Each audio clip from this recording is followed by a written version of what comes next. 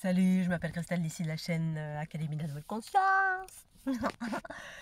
Alors, une petite vidéo sur l'éveil et le discernement. Qu'est-ce que c'est pour Christelle d'ici? Une petite vidéo inspirée justement d'une une émission que j'ai regardée hier. Enfin, j'ai regardé à moitié. Et du coup, ça m'a donné envie, une fois encore, de rebondir et de partager ma conscience et mon expérience. Chacun fait ce qu'il veut, bien évidemment. Je ne pense pas détenir, enfin, je ne détiens pas la vérité. Par contre, je partage ma vérité. Chacun fait ce qu'il veut, c'est-à-dire sans jugement aucun. Si ça vous résonne, tant mieux. Si ça vous résonne pas, allez voir une autre vidéo qui correspond davantage à ce que vous êtes, ce que vous recherchez. Alors, le discernement dans le contexte de l'éveil. Hier, la petite vidéo, c'était une vidéo sur ce qui m'a interpellée, c'était la notion d'andromédien. Andromédien, et du coup, je me suis dit, ah tiens, je vais regarder. Donc, il s'agissait d'une jeune femme qui s'était éveillée à force de pratiques méditatives et qui, au demeurant, n'avait aucune perception, aucune croyance, voilà, qui vivait dans un monde lambda, conventionnel, on va dire. Et puis, à un moment donné, à la période du Covid, elle a commencé à avoir des ovnis qu'elle a photographiés. Bref, toute une histoire qui était au demeurant passionnante. Et puis, au bout d'un moment de sa narration, j'ai vu qu'en fait, voilà, je percevais ce qu'elle... ma conscience me montrait qu'il y avait un manque de discernement, qui est ce qu'il est, qui fait partie intégrante justement du chemin de l'éveil. Alors, le discernement dans le cadre de l'éveil, qu'est-ce que c'est pour Christelle ici? En fait, déjà quand on n'est pas éveillé dans le sens, alors éveillé, ça veut tout et rien dire, il y a une multitude de choses. Pour moi, l'éveil est en lien avec la conscience qui habite le corps, on a une conscience. Après, l'éveil, un éveil, parce que moi je fais référence la plupart du temps au fait d'être éveillé à ma naissance et illuminé en 2012. Illuminé, c'est-à-dire je fais référence à une conscience plus vaste. Déjà à ma naissance, effectivement, j'avais une conscience, mais plus élaborée dans le sens... une conscience plus large que l'ensemble. Voilà, j'étais pas comme tout le monde, je me sentais différente en plein d'aspects. Déjà, le regard que je portais sur l'ensemble était bienveillant, alors que j'étais dans un monde profondément, entre guillemets, malveillant, plein de jugements à tous les niveaux, que je ne comprenais absolument pas. Bref. Je ne vais pas revenir là-dessus, juste pour dire que déjà dans un monde où on n'est pas éveillé, dans le sens où, imaginons, vous êtes dans un monde lambda, vous êtes complètement terre à terre, vous ne croyez pas à l'invisible. Je vais parler du visible et de l'invisible parce que après c'est de l'ordre de ça, mais c'est bien au-delà de cela aussi. Déjà dans le visible, on est manipulé de mille et une façons. C'est-à-dire que l'éveil, pour moi, fait partie d'un éveil d'une conscience plus vaste qui permet d'interagir à partir de la vérité. C'est-à-dire c'est une conscience qui permet de voir la vérité. La vérité, c'est quoi? C'est des choses équilibrées, tout ce qui est équilibré en fait, hein, tout ce qui est en lien avec l'harmonie, l'amour, la bienveillance, l'état d'équilibre. Pour moi, c'est ça l'éveil, c'est en lien avec l'harmonie. C'est pour ça que je partage l'harmonie. Parce que si vous êtes éveillé et que vous êtes toujours quelqu'un qui ment, qui est dans des blessures diverses et variées, vous êtes dans des blessures complètement extrêmes, donc ça peut potentiellement vous rendre agressif ou dans des notions de victimisation, ou de bourreau, bref, on est dans des travers plus ou moins parce que le travers est en lien avec les blessures et les blessures, c'est quoi? C'est ce qui constitue l'ego en fait, hein, l'ego individuel et planétaire. Donc pour moi, l'état d'éveil est en lien avec une conscience universelle, la conscience universelle amour, qui amène à des états d'équilibre, de joie, de confiance, de bienveillance pour soi-même, et donc le regard que l'on porte sur l'ensemble, mais avec aussi cet état de discernement, la capacité d'observer ce qui n'est pas l'harmonie en fait, hein, tout ce qui est le mensonge, les gens qui abusent, qui sont dans les projections, qui sont dans la manipulation, mais tout ça est en lien avec l'ego bien évidemment, mais après c'est plus ou moins exacerbé, hein, l'ego peut faire en sorte que quelqu'un soit voilà, là j'ai fait une vidéo récemment sur la notion de quelqu'un qui spécule à outrance dans son activité, et puis l'ego peut amener quelqu'un à assassiner sa femme. Voilà, c'est tout à fait relatif. Voilà, il y a différents degrés de fréquence, de densité sur cette planète Terre. Donc tout ça pour venir que déjà, quand on est terre à terre, déjà on a une multitude de choses qui nous manipulent, dans le sens où voilà, il y a des techniques marketing, il y a des gens qui nous disent voilà, il faut acheter ça, c'est voilà, de la publicité mensongère en quelque sorte, voilà. Donc c'est à nous de discerner ce qui est juste et bon pour soi malgré les apparences. Déjà quand on n'est pas éveillé, déjà dans notre quotidien, notre discernement, c'est-à-dire quand on est face à un choix que l'on doit faire pour acheter quelque chose, un habit, de la nourriture, une maison, une voiture. C'est à nous de discerner si en face de nous, est-ce que ça va être c'est juste et bon pour soi, et si en face de nous, il n'y a pas de la manipulation, c'est-à-dire on nous vend du rêve, hein. En gros, tiens, on te vend une Ferrari, et en fait, quand tu l'achètes, derrière, c'est une 2 chevaux. Voilà, déjà dans le visible, il y a de la manipulation, ce que j'appelle de la manipulation, qu'elle soit consciente ou inconsciente. La plupart du temps, c'est inconscient. Ça provient de l'ego individuel et planétaire, c'est-à-dire les gens spéculent qu'ils ont besoin d'argent à outrance. Certains sont déjà très très très très riches, et c'est justement à force de mensonges qu'ils sont de plus en plus riches. Certains ne sont pas riches du tout, sont dans le manque, du coup ça va les rendre encore plus manipulateurs pour obtenir absolument à tout prix de la richesse. Et puis ensuite il y a l'état d'équilibre qui est justement un état entre les deux qui fait qu'on reste bienveillant en toutes circonstances, autant que faire se peut, sauf quand on se prend des tartes bien sûr. Là on a le droit de se défendre bien sûr, ou de s'affirmer quand quelque chose n'est pas juste et qui arrive en face de soi. Mais dans ce contexte déjà dans le monde du visible, déjà, il y a beaucoup de choses sur lesquelles on doit discerner. Hein, c'est comme les pubs sur les réseaux. Ah, ma boutique vient de fermer. Ah, voilà, je ne vais plus pouvoir fabriquer et tout. Vite, c'est les soldes achetés. Alors qu'en fait, derrière, c'est un gros mensonge. C'est une technique marketing. Donc déjà, de notre vivant dans le monde du visible en qualité de terre à terre, si imaginons vous êtes terre à terre, vous n'avez aucune perception, déjà, il y a un discernement à apporter. Le discernement, c'est quoi? C'est écouter votre intériorité sur... Est-ce que cette chose qui est en face de moi, elle est vraiment ce qu'elle prétend être? Déjà. Dans le sens où, alors après chacun peut être ce qu'il a envie d'être. Hein. Voilà, moi je m'en fous. Si le Père Noël, si un mendiant en face de moi, il arrive, il dit qu'il est le Père Noël, ben si ça lui fait plaisir, je suis ok avec ça. Voilà, tant que ce Père Noël ne m'abuse pas. Et après, il y a cette notion d'abuser. Voilà, parce que derrière, il y a quelqu'un qui prétend être ceci ou cela dans une dynamique, un objectif de obtenir quelque chose, de l'énergie, de l'argent, de votre approbation, ceci, cela. Donc c'est ça pour moi la manipulation. Quand quelque chose en face de vous cherche à obtenir quelque chose. Quelqu'un ou quelque chose, une entité, une boutique, un magasin, n'importe quoi. Voilà, un vendeur de chaussures, un arracheur de dents. Non, ça va pas faire mal. Allez, ouvre la bouche. Oh, il est mal. Il m'a menti, lui. Il dit que ça ferait pas mal. Oui, mais il fallait discerner. Voilà, il fallait discerner d'aller voir ce dentiste-là plutôt que celui-ci qui dit « Ah non, moi je ne fais jamais mal » et puis vous arrivez « Ah, très mal ». Bref, donc déjà dans notre quotidien, on doit discerner en permanence parce que chaque chose qui est présentée à nous n'est pas forcément ce qu'elle prétend être. Voilà. Et donc dans l'état d'éveil, c'est la même chose. C'est la même chose, c'est-à-dire qu'à un moment donné, on commence... déjà, il s'agit de savoir pourquoi vous voulez vous éveiller. Hein. Beaucoup d'êtres veulent s'éveiller, entre guillemets, parce qu'ils cherchent des pouvoirs. On cherche du pouvoir, avoir de l'ascendant sur les choses. Alors c'est pas mal d'avoir de l'ascendant sur les choses, tant que cet ascendant sur les choses ne va pas asservir l'autre. Voilà. Oh, j'ai plein de pouvoirs, je vais pouvoir asservir les gens sur la planète, je vais être le calife à la place du calife. Voilà, ça dépend en fait. Tout est relatif bien sûr, hein. Rien qui est mal, mais c'est toujours une histoire d'état d'équilibre. Pourquoi, du comment? Est-ce qu'on agit à partir du cœur ou est-ce qu'on agit à partir de la cupidité, hein, de l'ego qui est rempli de blessures et qui veut combler un manque et un grand vide quelque part. Et il veut le combler à l'extérieur bien sûr.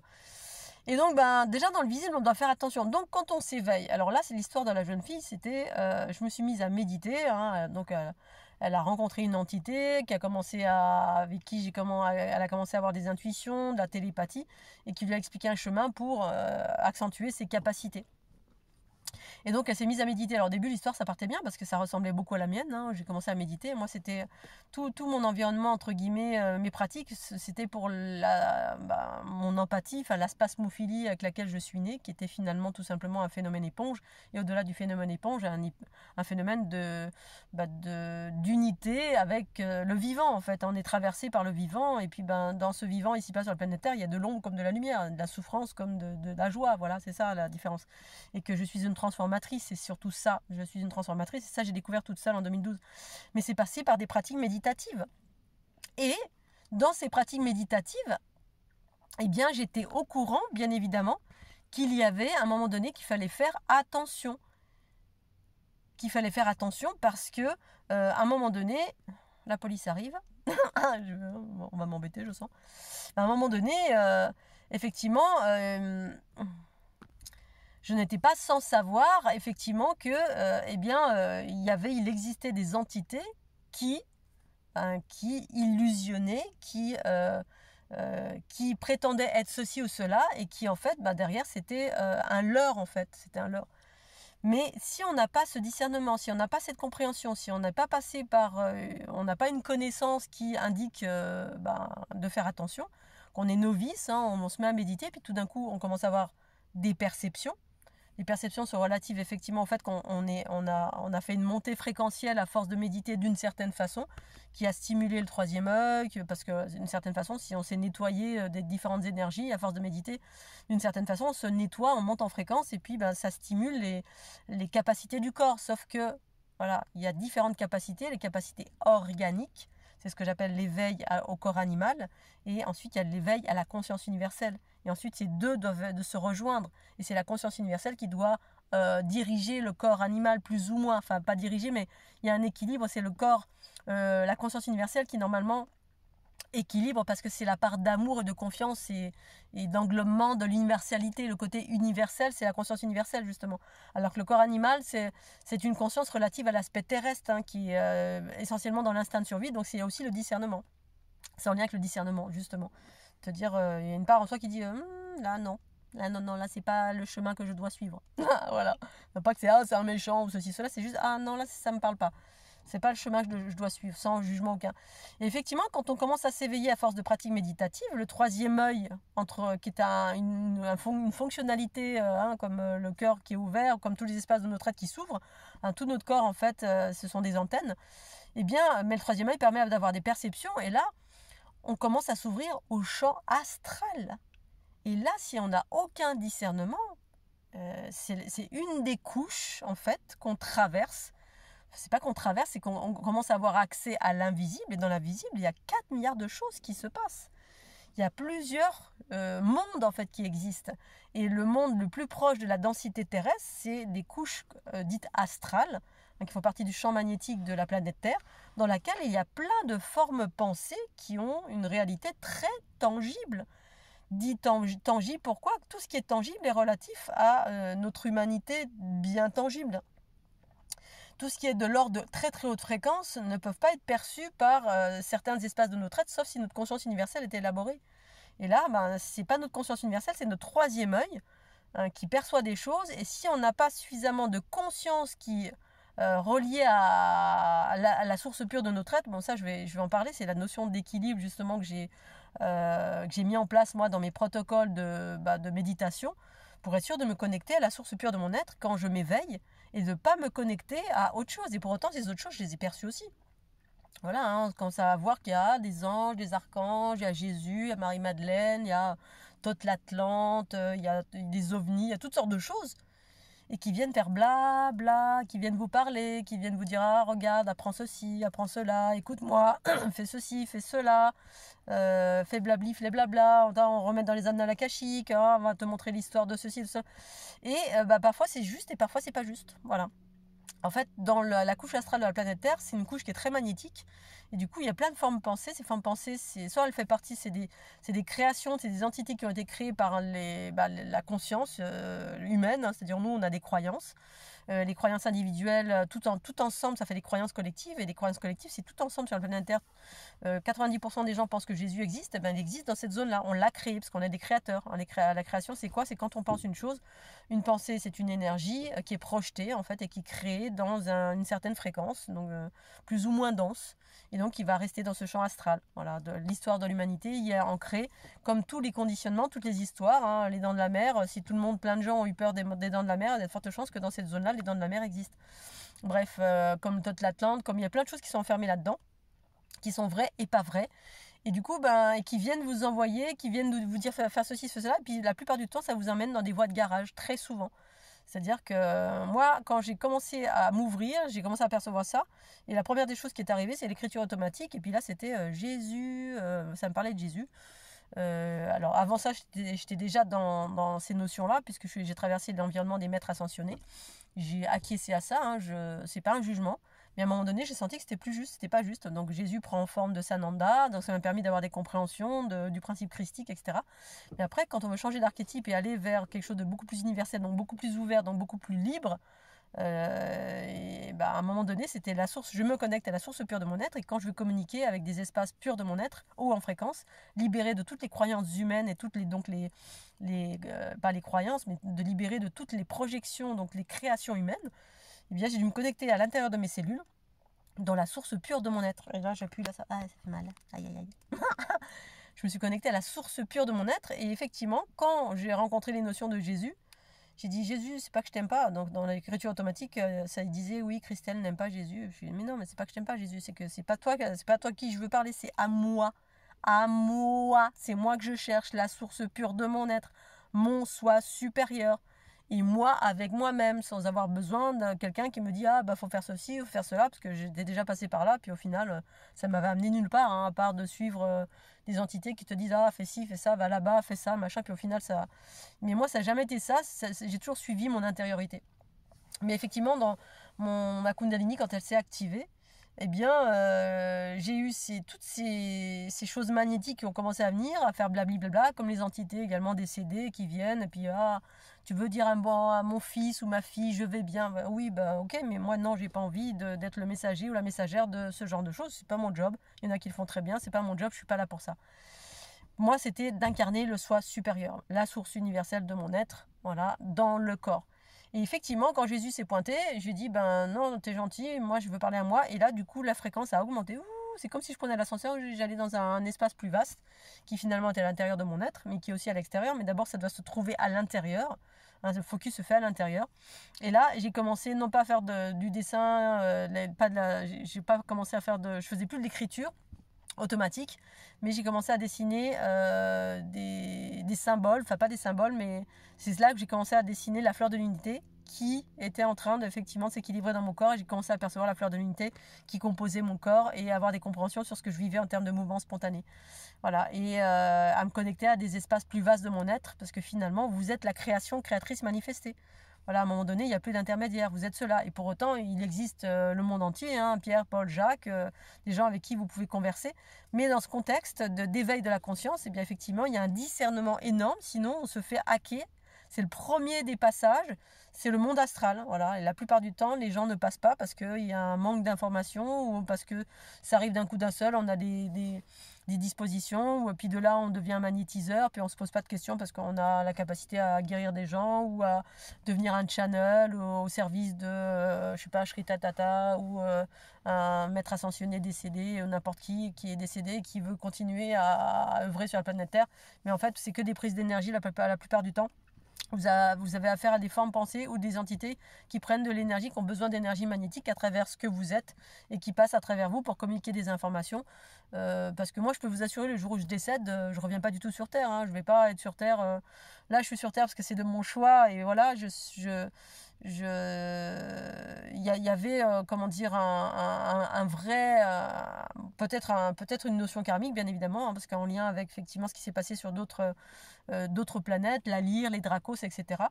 Mais voilà, autant j'adore cette planète Terre, autant si je parviens à me libérer via la fleur de l'unité, l'unité des polarités, et retrouver le soi qui libère en fait des projections magnétiques de cette planète, je peux vous assurer que voilà, j'ai pas envie de revenir dans un monde de dualité du tout, où règne le chaos malgré la beauté de cette planète qui est extraordinaire. Voilà, le temps que ça évolue ici, c'est pas de mal à veille que ça va être l'unité, hein, comme me posait la question Virginie, quand à l'aube de l'humanité, ben, moi je porte les semences de l'aube de l'humanité, hein, comme tout à chacun, en ancrant cette nouvelle réalité. Mais pour moi, c'est pas de mal à veille. C'est pas de mal à veille. Donc déjà, avec tous les leurrs et tous les travers qu'on a dans notre chemin, ben, enfin pas les travers, mais la difficulté à s'éveiller, combien c'est difficile. Et quand on y arrive, ben, combien on se prend des trucs sur la tête, franchement, c'est voilà, la première des choses pour moi dans cette notion d'éveil, il y a plein de choses extraordinaires, mais on est hacké dans tous les sens par une multitude de choses, et d'où l'importance du discernement qui est énorme. C'est-à-dire qu'est-ce qui vient vers vous, qui vous parle, et puis quelle est la nécessité que cette chose vous parle. Vous pouvez vous parler à vous-même, vous êtes vous-même une conscience manifestée. et à vous d'avoir confiance et de manifester pour vous-même, non pas pour avoir du pouvoir sur l'ensemble ou sur les choses, outre le fait que moi, ces notions de pouvoir, je partage tout simplement, je partage mon savoir, ma conscience, mon expérience, point barre. Après, chacun fait ce qu'il veut, il n'est pas question d'avoir de pouvoir sur qui que ce soit, ou d'obliger qui que ce soit, ou quoi que ce soit, à changer, parce que de toute façon, l'obligation et la moralisation, c'est une joute d'ego, et la joute d'ego, ça amène pas à la libération, ça amène à plus de conflits, voilà, tout simplement. Allez, sur ces belles paroles, je vais m'arrêter là, je vais manger, et puis je vous fais des gros bisous Scooby-Doo, puis je vous dis à tout bientôt. Bisous. Bon week-end.